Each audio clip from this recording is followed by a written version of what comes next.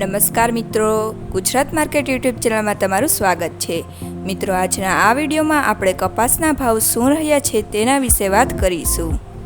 પણ તે પહેલાં મિત્રો, જો તમે કપાસના ભાવ વિશે જાણવા માંગતા હોય તો નીચે આપેલા લાલ કલરના સબસ્ક્રાઇબ બટનને દબાવીને ચેનલને સબસ્ક્રાઇબ કરી લો અને પાછળ રહેલા બેલને પ્રેસ કરી લો, જેથી કપાસના ભાવનો મેસેજ તમને મળતો રહે। તો ચાલો મિત્રો, આજે કપાસના ભાવ શું રહ્યા છે તે જાણી લઈએ।